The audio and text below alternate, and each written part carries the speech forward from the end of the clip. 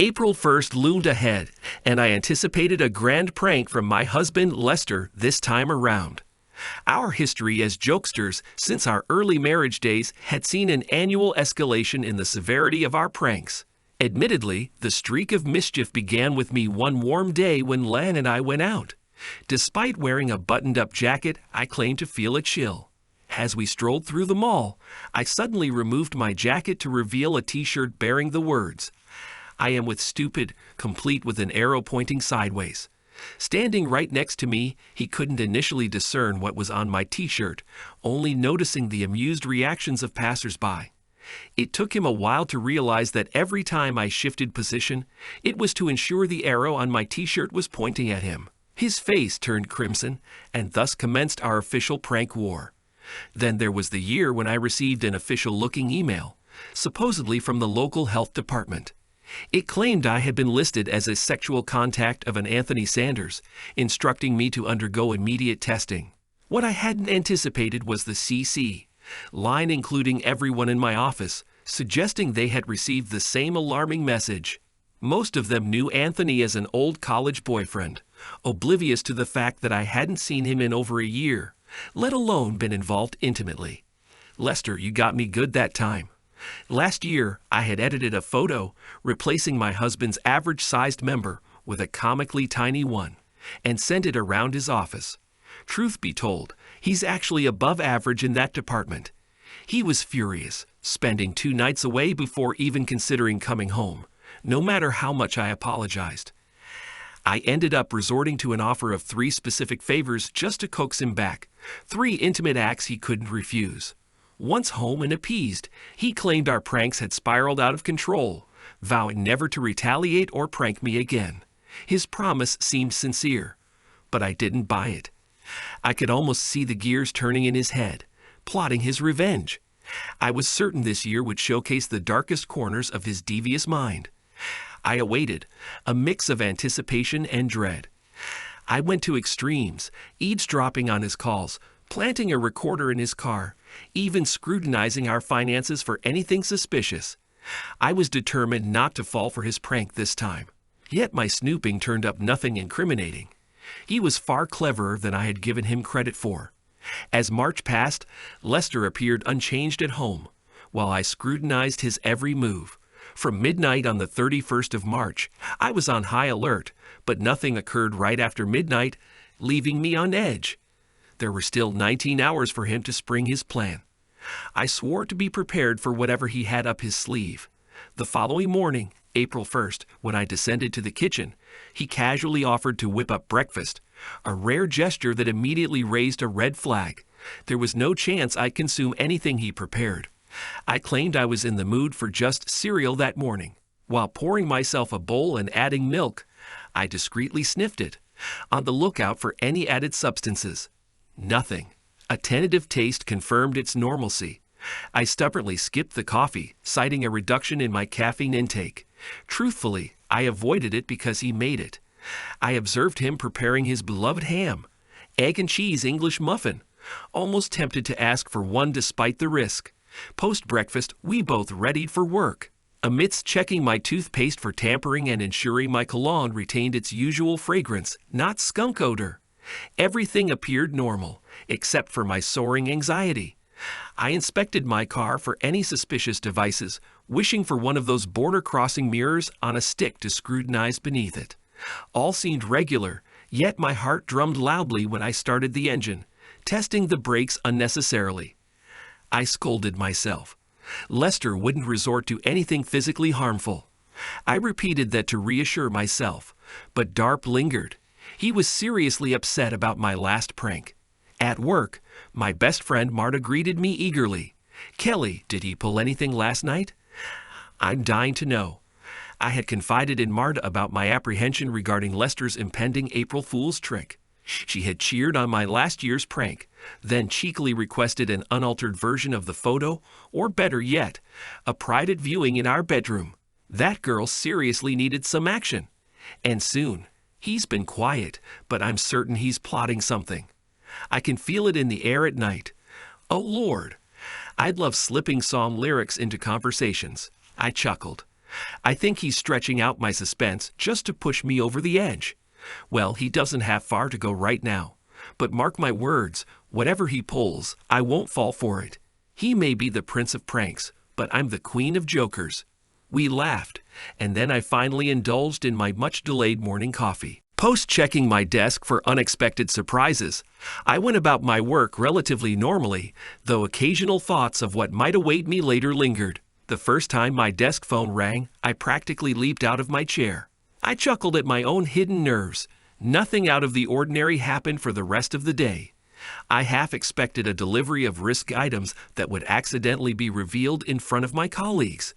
But thankfully, nothing of the sort occurred. As the end of the workday neared, my anxiety skyrocketed. At 5:05, I hit the road, nearly missing a red light as my mind fixated on what awaited me at home. I gave myself a light slap to refocus on driving safely. Upon arriving home, I started dinner. Lester came home at his usual time, appearing utterly drained. I suspected it was an act, anticipating more theatrics from him soon. Tough day, Lay. Dealing with too many graduates who struggle with basic math. Your remark hits too close to home to be funny, but that's not what's weighing on me. I suppose it's pretty obvious I'm not my usual cheerful self. Honestly, the day wasn't exactly rough, just exasperating. It was the quarterly report deadline, and I had a load of mundane details and figure cross-checking to sort through. Usually, I'm done before lunch, but today I struggled to reconcile two totals that were supposed to match. It took nearly 4 extra hours to find my foolish mistake. I even missed lunch and almost called to say I'd be late for dinner. Luckily, I caught the error and wrapped up the report before clocking out. Consequently, I'm absolutely famished. I hope dinner's on its way. 20 minutes, tops. Why not fix yourself a drink while I finish up? Great idea. I like your thinking. Lester leaned in, plating a kiss on my cheek before heading to the cupboard where we stored the liquor. He grabbed the bourbon and mixed himself a drink before settling in the living room, tuning in to reruns of Swamp People. It was comical to think he'd ever venture into a place teeming with mosquitoes, alligators, and snakes. I suspected he had a soft spot for people with Cajun accents. I attempted to strike up a conversation during dinner, but all I could focus on was uncovering the impending prank. Eventually, I probed. Had anything planned for tonight? Less? Nothing? Zero? Absolutely nada. After that debacle with the quarterly report, I didn't even consider bringing work home. I just want to unwind with my favorite girl by my side. Since she's not here, you'll have to do. Teased. And I nudged him playfully. I thought we could watch a movie and snack on some popcorn. Interested? Absolutely. After we ate, and I filled the dishwasher with dinner dishes. I put popcorn in the microwave and brought it in a big bowl into the living room when it was done. I brought our usual drinking to relax drinks for both of us. What do you want to watch? Les, you know I like sex and violence movies, but tonight I don't care. I'll let you choose tonight. How about Roadhouse?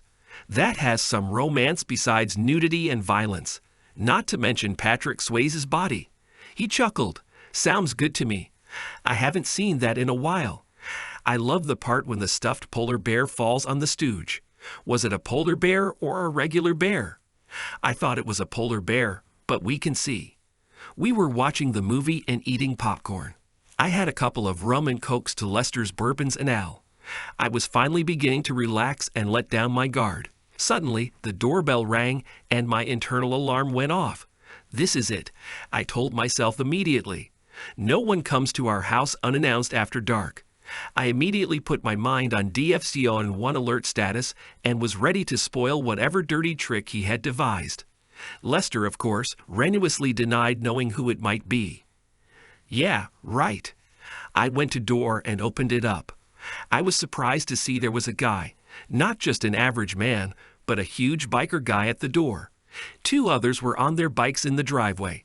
I shook my head in disbelief. I thought that Lester. This is going to be good. I greeted the scared tattooed biker with a I know what's going on kind of smile. I'm sorry to disturb you, ma'am. Is this where the party is? My mind raced. Sure is now that you're here. Come on in. big boy. I slung my arm around his waist, leading him to the center of the living room. His firm abs matched the bulging biceps on his tattooed arms. As he entered, my husband, seeing me draped around this stranger, leaped off the couch. He came halfway toward us, bewildered. "Caddy, who the hell is this?"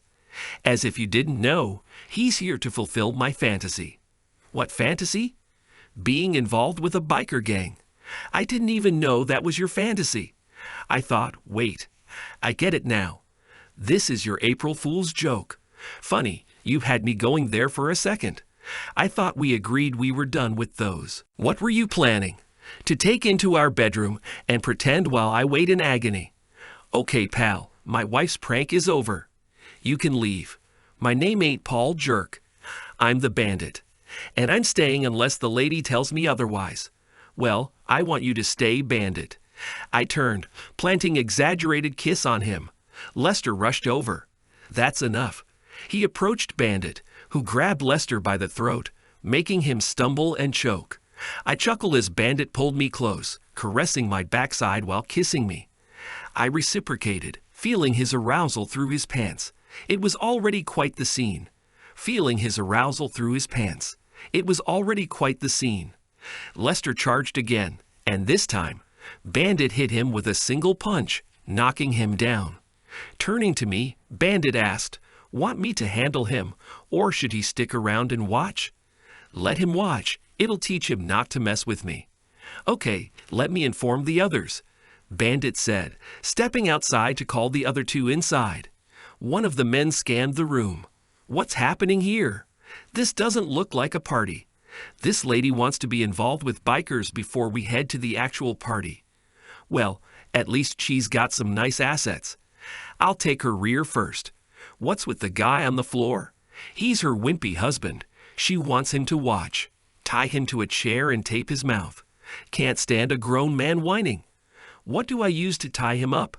There's rope and duct tape in the garage, I offered, and one of them fetched it. Lester yelled, regardless of this being a joke or not, "Kelly, this ends our marriage." "Man up, Lester. I know you set this up. Now you're upset because I'm not playing along as you wanted. Don't try to divorce me for something you initiated. I'm just having a bit of fun at your expense." Lester lunged one more time, only to be subdued by the bikers, convincingly pinned in the chair. Their coordination surprised me. I wondered if they had rehearsed it. Time to get this party going. "Got any booze?" one of the men asked. The liquor cabinet above and to the right of the stove. A couple of beers in the fridge. "Help yourselves," I directed. They retrieved bottles without bothering for mixers. Bandit turned to me. "How do you want to start?" "How far did he say to go?" I asked. Bandit looked puzzled. He said I could go all the way however I wanted. In a rephrased version, he did it right. If we're going through with this, I could use some help setting the mood. "Got anything stronger than liquor?" "Absolutely. I always carry something." He fetched something intriguing from his bike. A sip later, I found myself swapping kisses with all three of them, smirking at Lester, who seemed to struggle to break free. Approaching me, the bandit declared, "Time to dance, darling," tearing off my dress and swiftly stripping away my underwear. Soon he was bare, as were his companions. Panic started to grip me. I hadn't anticipated Liz would allow things to escalate like this. I shouted to Lester, "Consider this a lesson if you try to outsmart me," engaging with his friend, but when I sensed his imminent climax, I attempted to pull away. "Too bad your pleasure isn't our concern. Your job is to satisfy us," they retorted. The following hour felt unreal, despite my objections and resistance in the midst of this chaotic group. At the end of it all, anger boiled within me towards Lester for orchestrating this and then allowing these men to subject me to such things. Each time I glanced at Lester in the chair. Rage surged, yet I'd masked my distress. I wanted him to believe I relished it, but I couldn't let him think his prank succeeded. I wanted him to believe I relished it, but I couldn't let him think his prank succeeded. After a couple of hours, the bikers departed. My movements were labored, but I managed to reach the kitchen and grab a sharp knife. When I went to release Lester, I discovered his wrists and ankles were injured. His ankles were bleeding, the ropes having torn into his skin. His ankles were bleeding, the ropes having torn into his skin. That seemed to have helped him. Certainly, I anticipated his explosion, maybe even a physical outburst, once the ropes and duct tape were finally off. Standing there, I glared at him, ready for his expected fury. But instead of a verbal or physical reaction, he looked at me with silent rage, shoved me aside, and ascended the stairs. I retreated to the downstairs bathroom to cleanse the remnants of the bikers from my skin, noticing numerous hickeys scattered across various parts of my body. I remained in the bathroom when the front door slammed shut. Moments later, the screech of Lester's car signaled his departure. I assumed he'd sulk in a motel, a pattern he'd shown before. I silently celebrated my victory in the annual April Fool's prank and retired to bed. Saturday morning arrived, and my phone buzzed incessantly. It was Marta. Spill it. What did he do? How bad was it? You won't believe it. I can't wait to tell you. Can we do lunch at Fridays? Absolutely. Don't you dare tease me. Soon we were seated at TGIF, indulging in our meal. I recounted the actual biker encounter that was supposed to be a sham, along with Lester's furious reaction.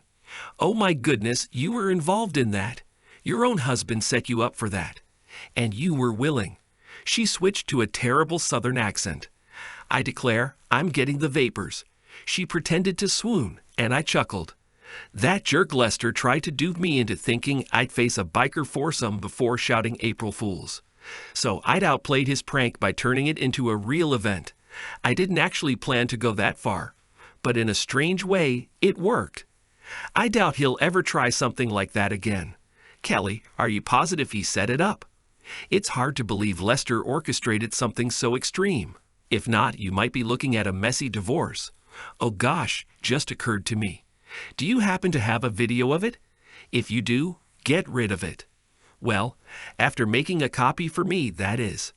Marta's last remark was dismissed by me, but her earlier words sparked a troubling thought. What if it wasn't a setup after all? The idea of a potential divorce weighed heavily on me, a possibility too dire to consider. It felt like I might have shattered my marriage swiftly. I pushed the thought away.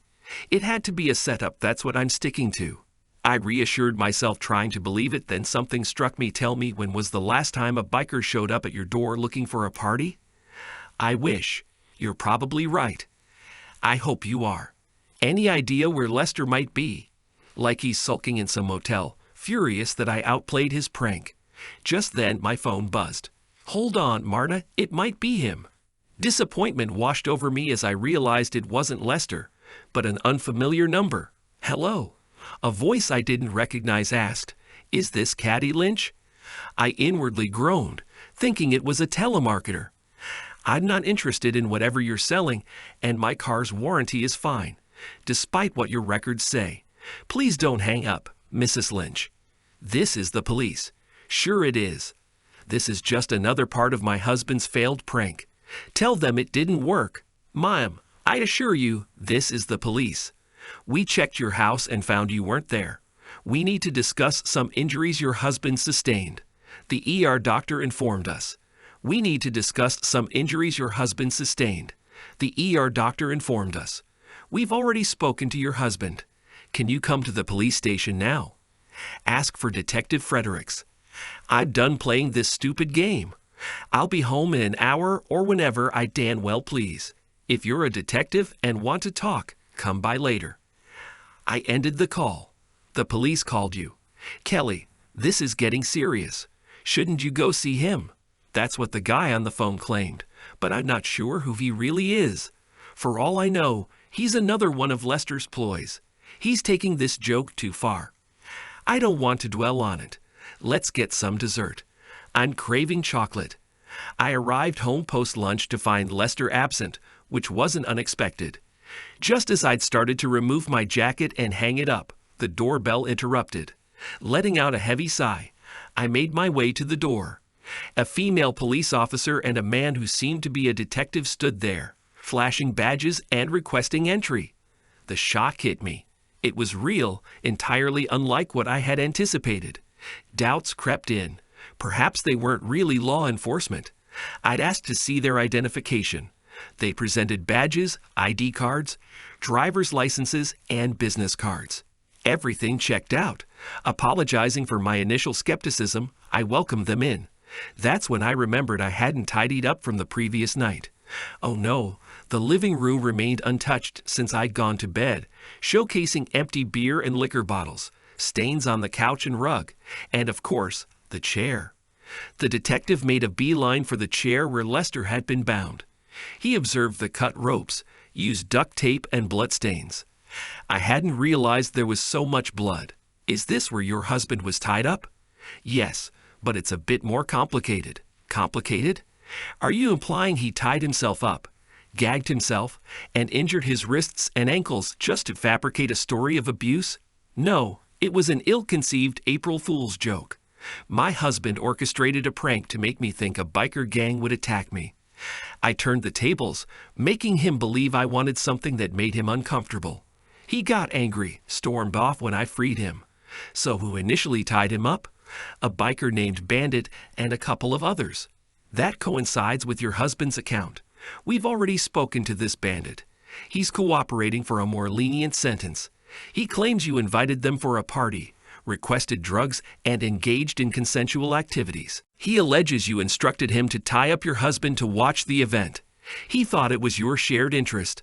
According to him, you didn't resist. I need to know if this is true, or if we should pursue abuse charges against him as well. I tried to stop it, but I couldn't. I was trying to teach my husband a lesson. He created this mess, and I just went along with it. Can't you understand? Tears interrupted my words, and I paused before continuing. You mentioned Lester was at the ER. How is he? Is he still there? He's more angry than anything else. His wrists and ankles are bandaged and sore, as expected. He was discharged after a couple of hours, but came to the station to press charges. The doctor says he should recover physically. Well, I'm relieved he's not seriously hurt. But it really was his fault. I just didn't want to be made a fool of. I'd say you handled that pretty effectively. But, Ma'am, I'm not the judge of fault here.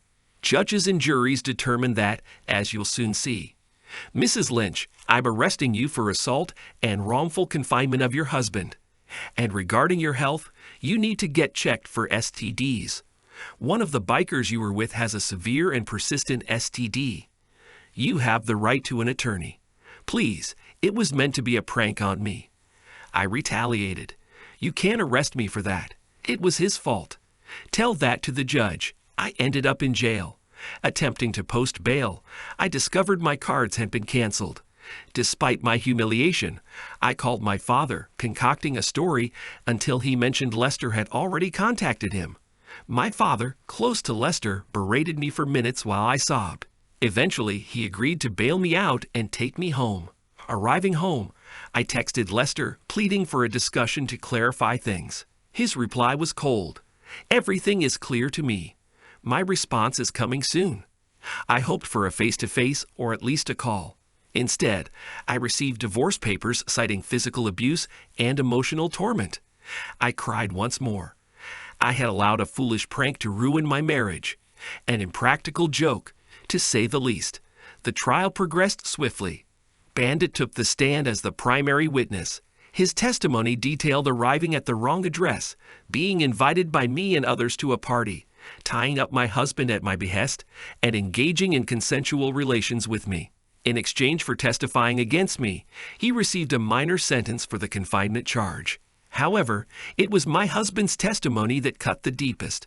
He admitted to our history of pranks, but insisted he had vowed never to deceive me again. He believed I trusted him. The events of that night shook him to the core, shocking him to an unfathomable degree. Under oath, Lester denied any prior contact with Bandit, any consent to a pretend or real foursome involving his wife, and declared that his love and respect for me vanished that night. Displaying the scars on his wrists and ankles, he mentioned they were a lasting reminder of why he could never trust me again. His admission that he might struggle to trust any woman caused tears even among some female jurors. My case crumbled. When it was my turn to testify, tearfully narrating my version, I sensed the jury's disapproval, especially from the female members I had hoped to sway. Guilt weighed on me, evident to all. Unsurprisingly, the verdict was guilty. I received a 3 to 5 year sentence, a leniency that could have been harsher. Back in county jail, I awaited transfer to prison when space became available. The final divorce papers arrived during my incarceration, but I barely acknowledged the settlement. One day, Lester visited. I was puzzled by his presence. "Carely RM suits you," he remarked sarcastically. I guess I deserve the sarcasm. "Lester, I want you to know I truly regret what I did to you. Even if you didn't orchestrate it, I should never have done that." "Too little too late, huh, Lester? You're still convinced I set you up. I'd need a seriously twisted motive for that. Maybe aiming for a divorce with the best terms, a slicker than 50-50 split. I'd have to be cunning, squirreling away cash over months so you wouldn't notice in our accounts. Enough to bribe bikers, deceive cops, and take a minor sentence. But I need ties to a gang, like, say, someone at work whose brother needed my thumbs up for a promotion. Then I foolishly hinted the bikers could go as far as you'd let them, giving you a chance for payback. I was stunned when you took it to that level. Seeing you enjoy it crushed me. After that, any guilt I had vanished. I spent days torn between wanting to end both of us, but I opted to put you behind bars. I knew it. I was right. Yep, you were. We're both fools in this mess, but you're the one behind bars, not me. So tell me, who's the bigger fool? Thanks to everyone who took the time to listen to today's stories. If you enjoyed it, please consider liking and subscribing if you haven't already. Feel free to share your thoughts on the events in the comments below. Take care.